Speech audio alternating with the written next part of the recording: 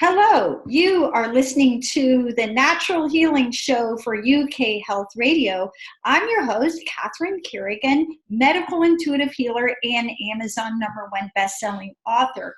You can find out more about me and my work at catherinecarrigan.com and unlimitedenergynow.com. Now, while you're there, definitely sign up for my newsletter so you can find out even more about how you can heal yourself naturally. Now, Helen Keller said that the world is full of suffering, but it's also full of the overcoming of it. Now, our guest today, Jennelle Gordon, is going to be sharing with us how to recover from sex trafficking. Jennelle Gordon is an ecstatic movement specialist and the executive director of a nonprofit called Beyond Freedom. You can find out more about Jennelle and her work at her website, JennellesGordon.com. Welcome, Jennelle Gordon. Hi, thank you so much for having me. I'm thrilled to be on your show. I know you have a lot of amazing people on here, so I'm just delighted to be here. Now, Jennelle, how does a woman get caught in sex trafficking? Are there any particular vulnerabilities that set a person up to get trapped in these situations? Well, you just said the magic word, and that's vulnerability. That's the number one thing. And so I think a lot of people really, when they think about human trafficking, they think about it as being this issue that's happening in less developed countries and not here in the United States, and certainly not in Orange County, California, where I live. So when I talk to people, I always tell them it's a simple three-part recipe to really be able to be vulnerable enough to get caught up in something like this. And one of those is vulnerability. So you said it.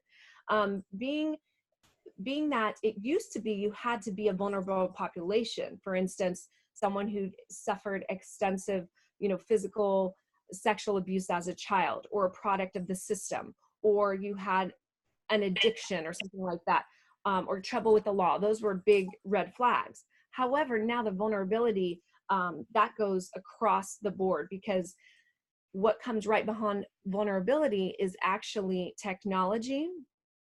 And we're in a technically advanced society today. Everything we do right here on this phone. And it makes it extremely easy and accessible for traffickers to target young women. This brings me back to vulnerability. So now traffickers are targeting, kids from really good homes, because it's just a principle of supply and demand. And what they're wanting to do is make money. So if you're a business owner and you understand product, then you understand that the better your product, the more money you're going to make, right? So now these traffickers are targeting young women that come from really good homes because, and I hate to say this, but I say a lot of things that tend to make people uncomfortable. It's a better product. So going back to the steps, vulnerability and really being in a technologically advanced society. And we put our life on social media now. So these traffickers are following these young women and seeing when they have maybe, this less than stellar day, or they're fighting with friends or family, or if they're looking for work. College kids are now a really high target for human trafficking. So that's kind of, the steps that a woman might fall into this. So, yeah. Now, are there anything that young women and their parents of young women can do to prevent them from being caught in this horrible sex trafficking situation?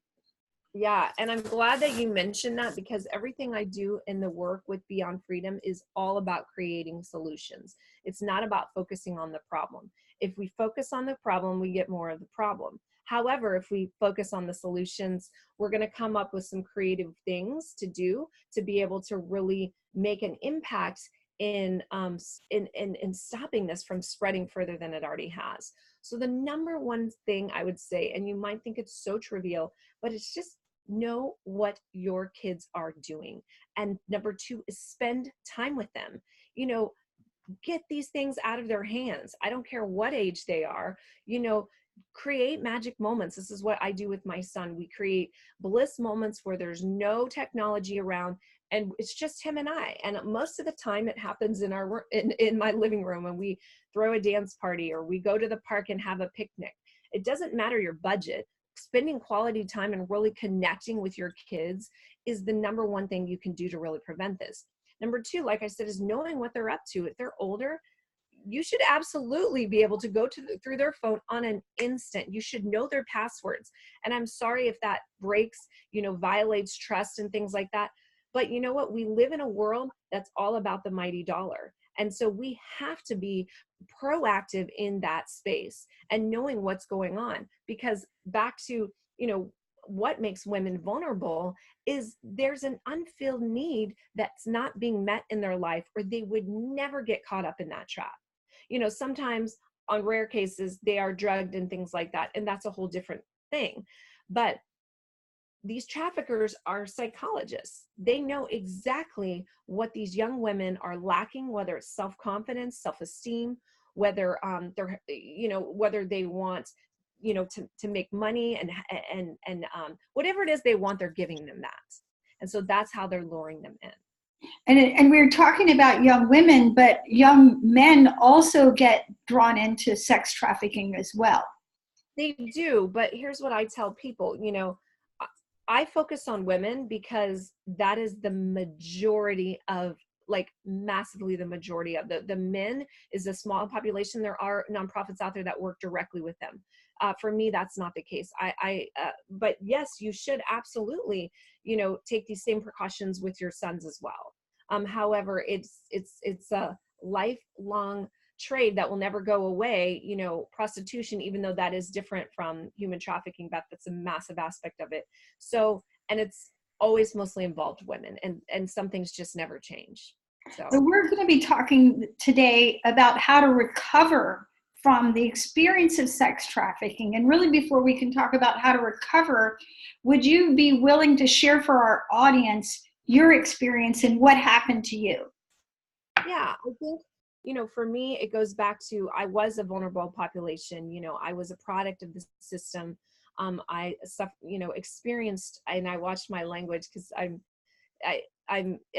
studying NLP, so I'm very close. I experienced physical and sexual trauma at a young age, and then being a product of the system, and then being cared for by an extremist Christian cult growing up really freaking set the stage for me. I mean, it was like I had a sign on my head that said, pick me, So it's no surprise to me that I got caught up in this life. Absolutely not. Because people look at me all the time and say, wow, you're so articulate. You're extremely intelligent. I just don't get it. I mean, they literally, like, they just like keep looking at me like, okay, when is the shoe going to drop? Like, this doesn't make sense. And I'm so happy that there's an example like myself, because that just shows that it doesn't really matter. It can happen to anyone. So right away, back to how I got caught up.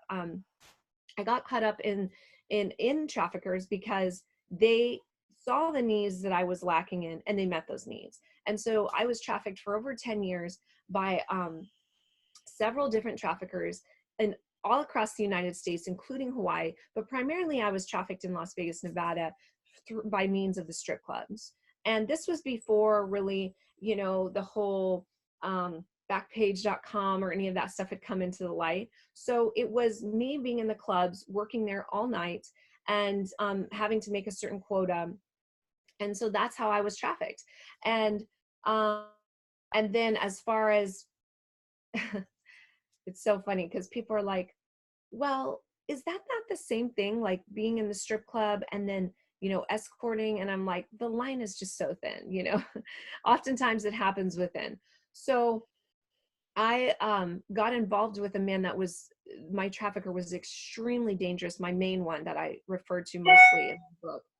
And so I really feared for my life, not only because I had experienced the physical abuse that he inflicted on me, leaving me with numerous multiple concussions, to what he'd done to other women as well. I'd seen that, as well as other men, so I had seen the violence that he was capable of.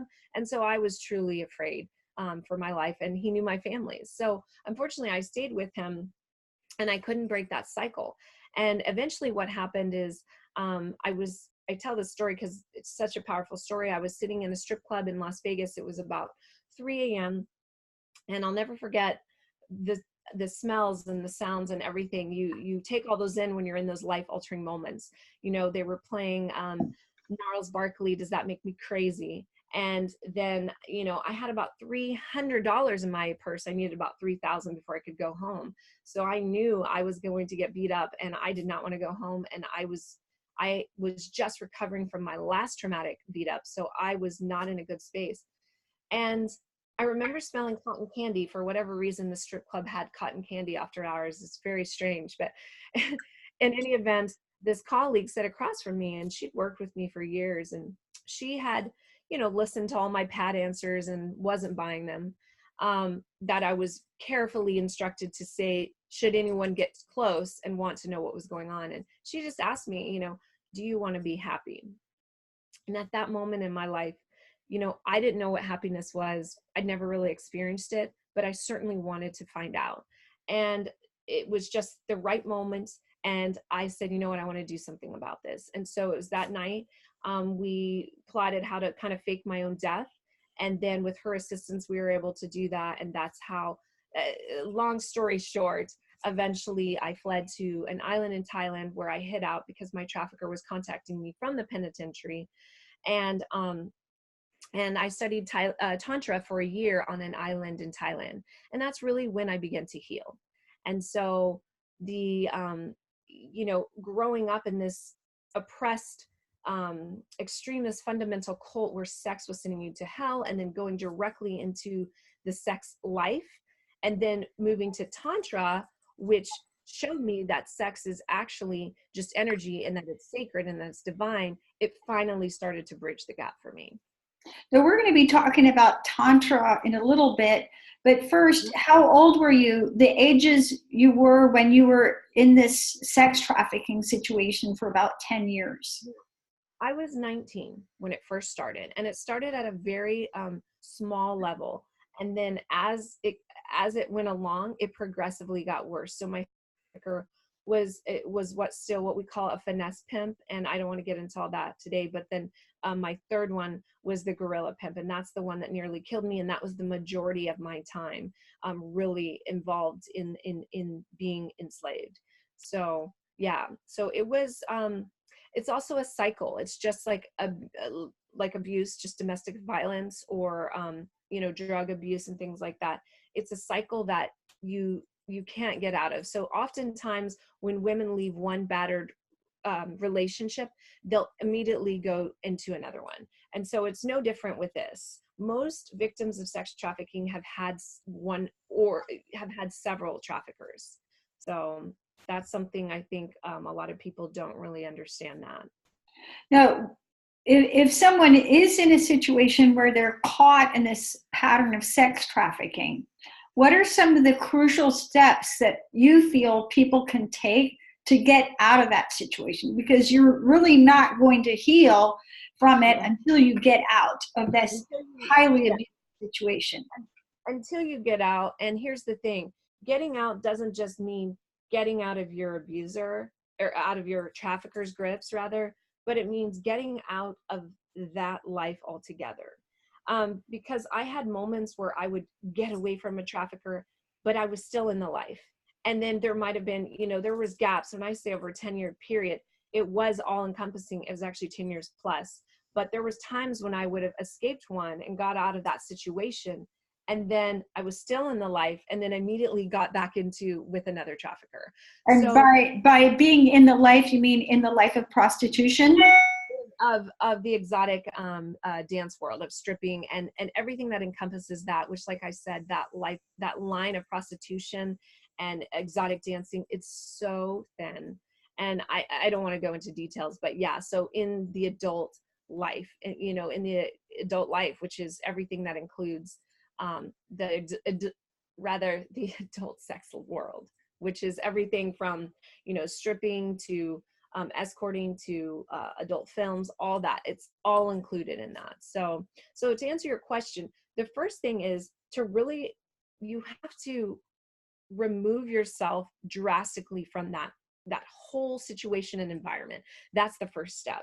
And I know people say, well, it doesn't matter, like, location, that wherever you go, you're still there. Yes, it does. It absolutely does matter, location. Because for me, I knew that if I moved to Thailand, I could not get caught up.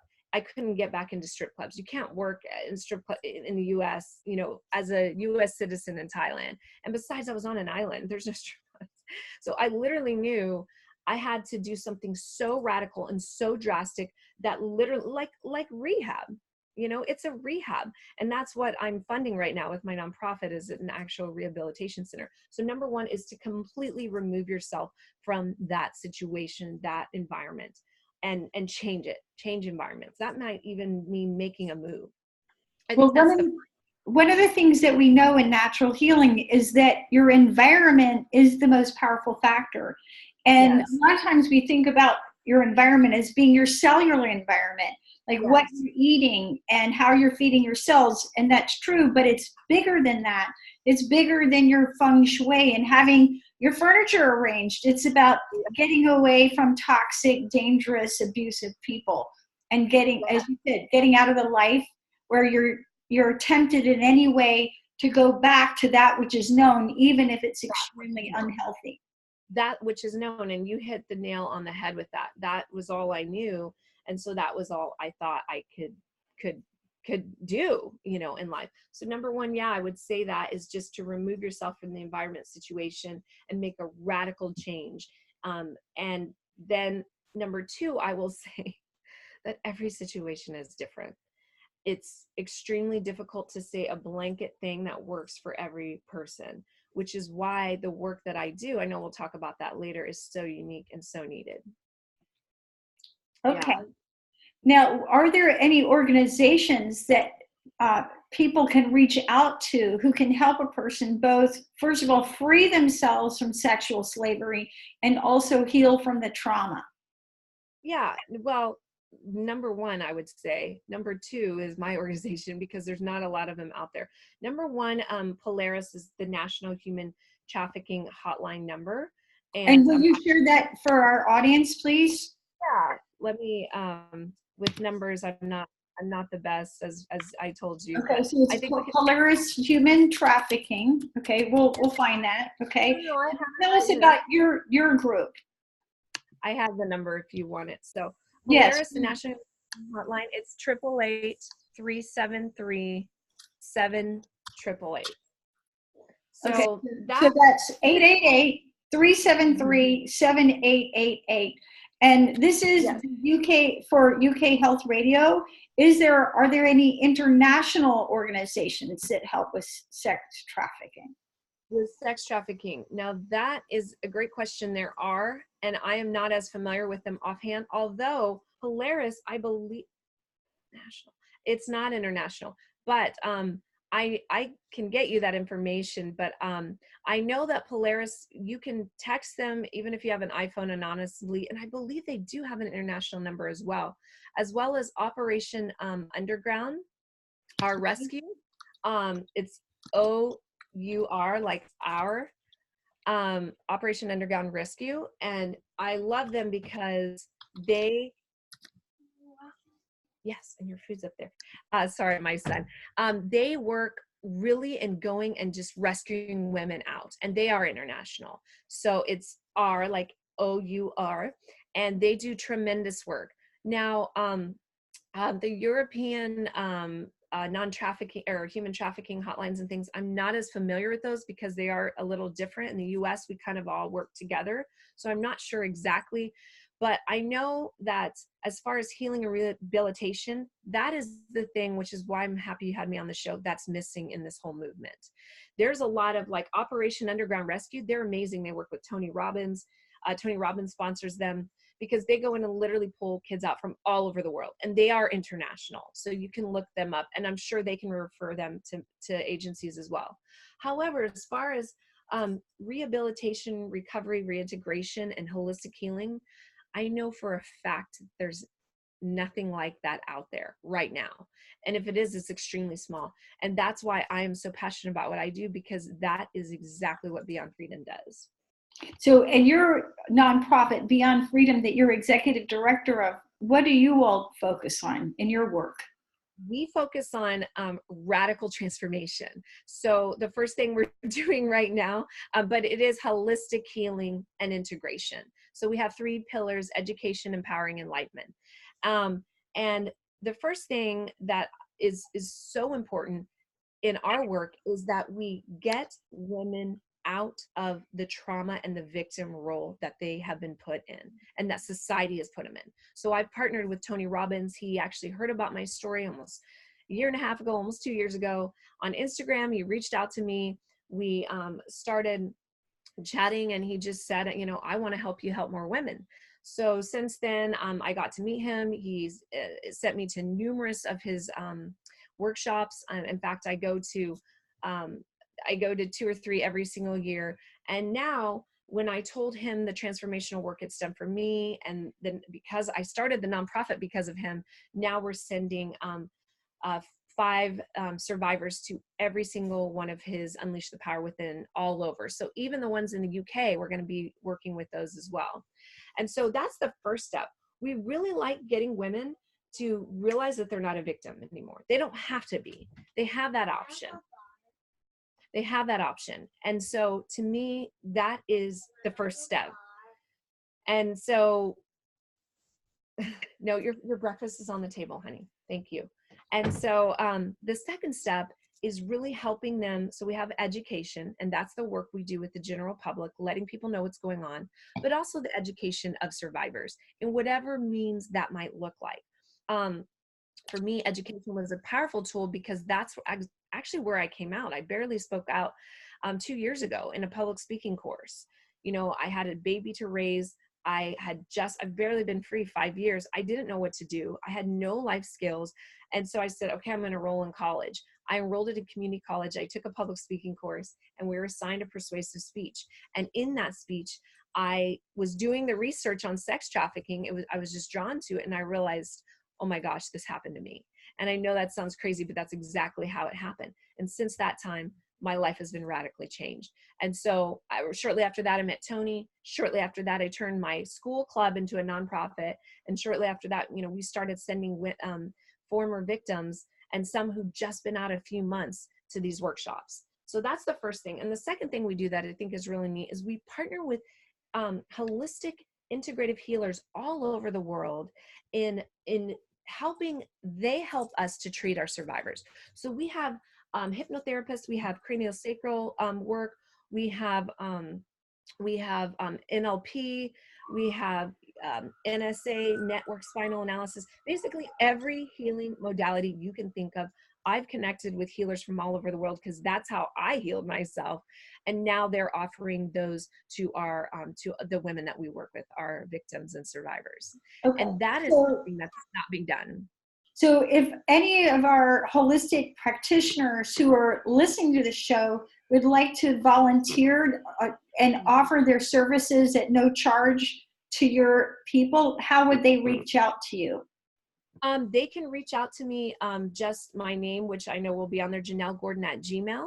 That's easy. Or they can go to my site, and there's a link to the nonprofit. They can reach me that way. I'm extremely accessible on every social media platform. I'm on all of them. And I personally answer every single message that comes in on Instagram. It doesn't matter. So Okay. I'm very... Right. So if any of our alternative practitioners feel a calling to do service work with former victims of sex trafficking, they can reach out to JennellesGordon.com.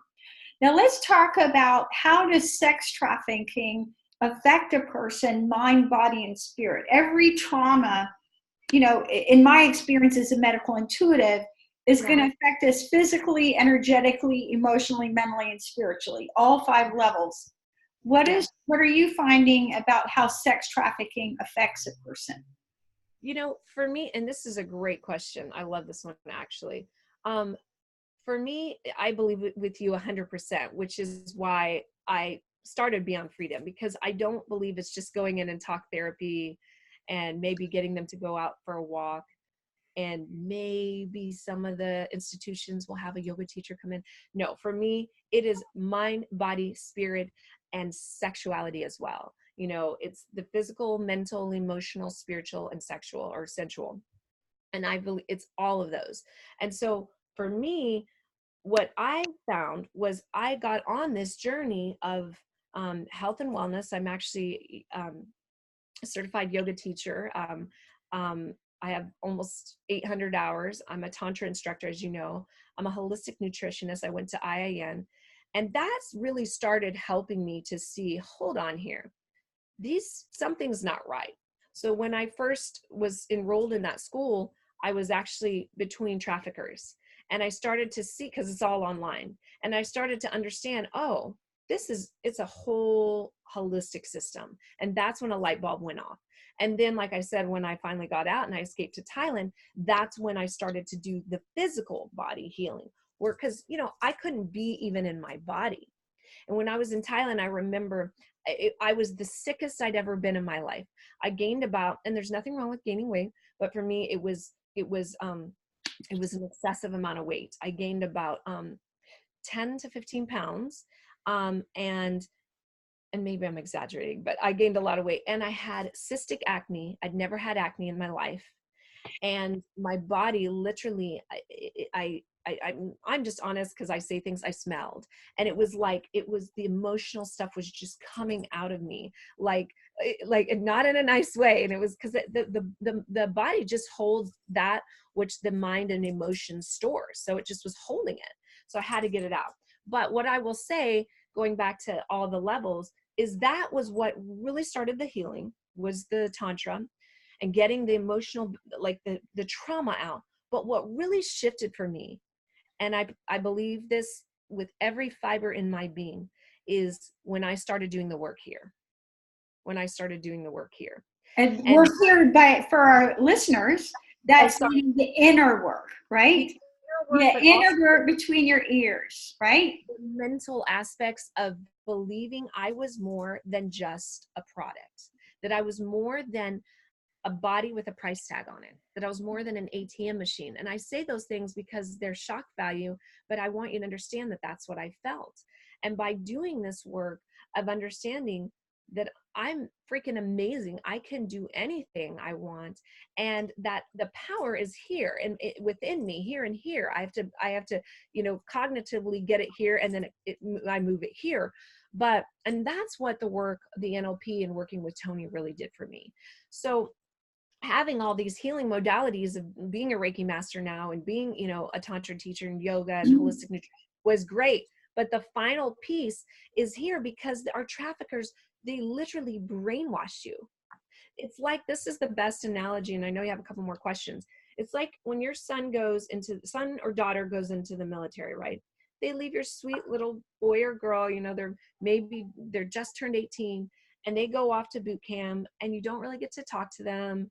And then when you do see them at graduation, they're not your sweet little baby anymore. They still are, but they have been turned into a soldier. They have been brainwashed a little bit. They've been manipulated, and all for the purpose, right? We got to break them down to build them up into a soldier. It's the same thing with human trafficking. They literally break down and tear down everything that you think might have been good in your life. And for me, I didn't have a ton. I had a little bit, but they broke all that down. And he literally reprogrammed my brain to think that I would be unsuccessful without him, that I couldn't go through life without him, and that I was literally, the acronym was, and I'm going to be, you know, explicit here, but fuck you, pay me. That was my acronym in life. And so to go from that and then to come out and say, oh, okay, let's figure out how to be a human in this world again, in a world that bought and sold me, that was the work. So, right. You mentioned about weight gain, and what I find as a medical intuitive is that often when people have experienced abuse, whether it's sexual abuse or domestic violence, that people literally build up a barrier. I remember one time I had a client, 300 pounds, first visit, and I said to her, your weight is not your fault. And so we have to heal from the abuse that we have experienced in order to not need the armor, right? Yep. Now, you mentioned Tantra, which I know that is one of the tools that you personally turn to. Can you explain for our audience what is Tantra? Oh, yeah. This one is so good in so many ways because there's so many misconceptions about it, and it's extremely frustrating. Most people think it's that book that you see in the airport, the Kama Sutra book, or Sting or one of those things. And it's not any of those things. There's a tiny little bit of that aspect in there, but that's not what it is. It's basically a holistic system of spirituality that harnesses all your energies and uses them, especially the sexual energy, and uses them for spiritual purposes to create better relationships in your life, including the one with yourself, and ultimately more prosperity. So a lot of people hear that and then it flashes to something else. But for me, it was extremely powerful in the sense that I had looked at sex as being something so extremely low and so extremely dirty and so extremely disconnected. And people were like, oh, because I was a stripper for over 10 years, let's just be honest here. I lived in those 6-inch heels. So I know exactly, that was my world. Okay. So people are like, oh, wow, that must've been, they think of strippers as being so empowered sexually. And I'm like, no, they're not. No, they're not. And listen, there's outliers, right? So I'm not saying like there's some women that say they love it. Honestly, I believe that number is very few. I don't believe that. Nobody grows up when they're 4 or 5 years old and sits there and daydreams with their dolls and says, when I grow up, I want to, be a stripper, be a hooker for men. And no, you don't think that. You're conditioned to believe that, or you've experienced trauma in your life that's led you to that. So for me, Tantra really went in and showed me how beautiful and how sacred your sensuality really is, and that it is the highest spiritual place that you can really connect to if it's done right. And if it's done, obviously offering up to this divine, to source, to God, to whatever you subscribe to, and that if there's power in that, and you shouldn't give it to anyone. You should honor that and respect that and connect with that, but then you can utilize it too.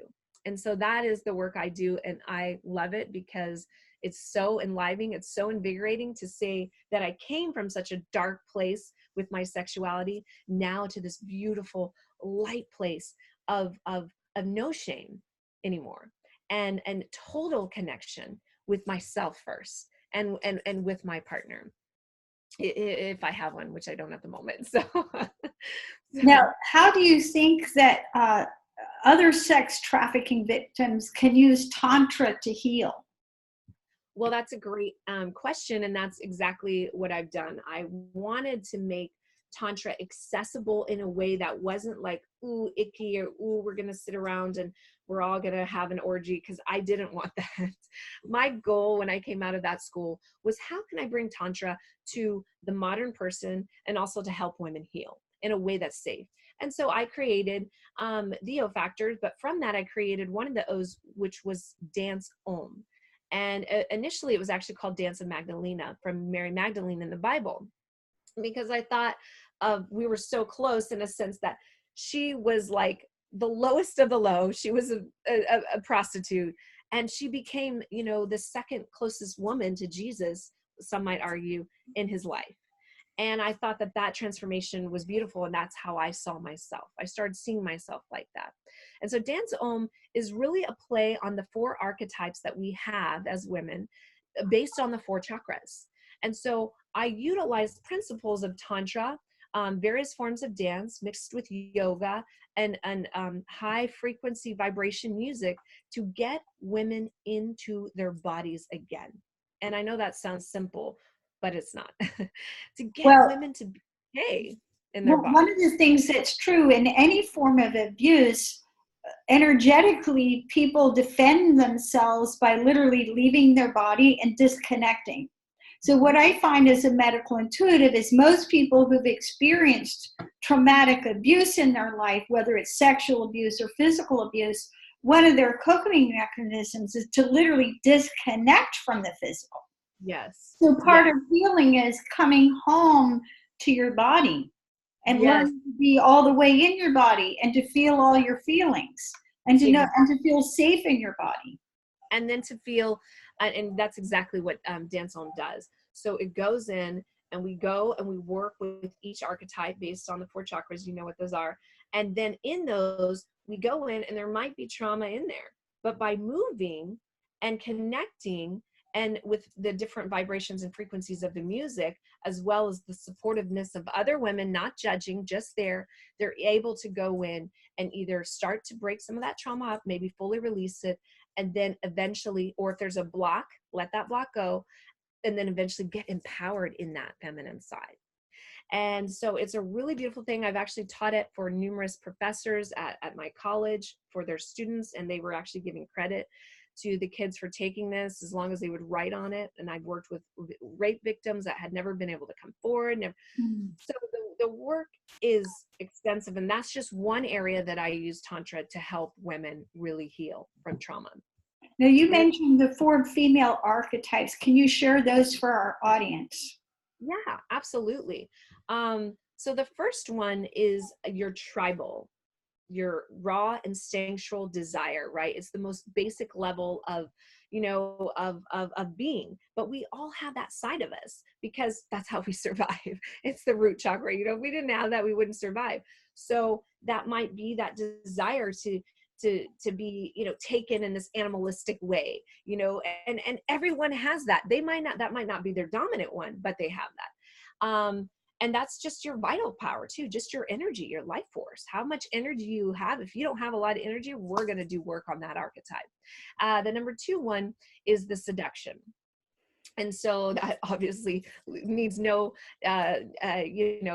explanation. However, there's also aspects that you don't think about with seduction. There is that aspect of the creativity in your life, right? Being able to create, manifest, the fantasy aspects of your life and what that can do in your work. If you're creative and if you can imagine things, wow, that can really make you powerful in your work. So it's not just about what you think with the seduction, obviously the sensual aspects, all those things that play into, and that element is the water element. So it kind of goes with that. And then the third one is the warrior goddess. And so that is all about that fire. It's what makes you, it's the drive that gets you up in the morning, that keeps you up working at 11, 12 o'clock when you want to be successful in life. It's also that hot Latin spice that, and you don't have to be Latin, but I use that just for reference, that spiciness that you have in your intimate partners. And so it has a lot to do with career, with, power, with drive, with willpower. And we all have that. And frankly, a lot of women are on that chakra these days a little too much. And so they kind of get lost in that and they lose the feminine. So we kind of balance that out a little. And then the last one is here. The 4th one is the surrender archetype. This sweet, delicate, soft, connected, loving, intimate in a different way, like union, selfless aspect. And so we play with that one too. And then we dance through all of them, and it's like the evolution of where we started and where we end up rather. Now, you also talked about yoga, and I've taught yoga for 24 years and also use yoga for healing. And like you, I feel that yoga is incredibly powerful for helping to balance our nervous system and also to release the energy of trauma way down deep. How do you feel that the practice of yoga helps people recover from post-traumatic stress disorder? Well, number 1 for me, and I saved myself because I was the guinea pig in all this. I hate saying that, but I was. For me, I used yoga to really help with panic and anxiety in the breath, and being able to calm my mind and emotions through my breath, and child's pose, and doing inversions and things like that to really shift the energy. And so for me, that was massive. And to this day, on my darkest days, which we all have them still, if I tend to go back to that old, sad PTSD movie that my mind wants to try to pop in there every now and then, I go back to my breath. And so the power is in the breath, because the breath controls the mind, it controls the emotions, it controls the body. So for me, I moved away so much more from the physical aspects of yoga, although I still obviously coach clients and things like that. For me, it's more of a mental and the breath, because that's the power. And that is what the yoga is, but we use the body obviously to get to that place. So it's massively important. And connected with the right amount of, I use hemisync music, which is music that connects both hemispheres. And you can use it for healing, anything. We have it for all of them. So I created a form of yoga called, I just call it Hatha Chakra meta yoga. So we take meta music with Hatha Chakra, where we're staying in the postures and we're going through each chakra, and the music goes with each chakra, and the postures do, and that has been transformational for young women that have experienced trauma. Now, I really appreciate that you mentioned the breaths. My 9th book is called The Little Book of Breathwork, and it's about breathing exercises, affirmations, and hand mudras, so that when you are in the state of anxiety, panic, depression, hopelessness, that again, you can turn to your breath. And what I've done in the book is incorporated not just breathing exercises, but also positive affirmations and the hand mudras. Yes. It's just basically yoga you can do with your hands, right? Yoga that you can do with your hands. And even if you do have a good support system, if it's 2 a.m., you don't want to call your best friend at 2 a.m. or maybe not even at 4 a.m. or 5 a.m., but you always have your breath. Yes. It's with you everywhere, and it's always there to bring you back to center. And so for me, that's extremely powerful, and connect to it every day, guys. That's the number one thing to keep you aligned, and everything moving in the body is the breath. So, yeah. Now so if we're going to sort of summarize what you've done, the healing modalities that you've used to recover from sex trafficking, that would include Tantra, yoga, ecstatic movement, breath work, NLP. Any other modalities that you yourself turn to? Holistic nutrition was a massive aspect about it, massive aspect.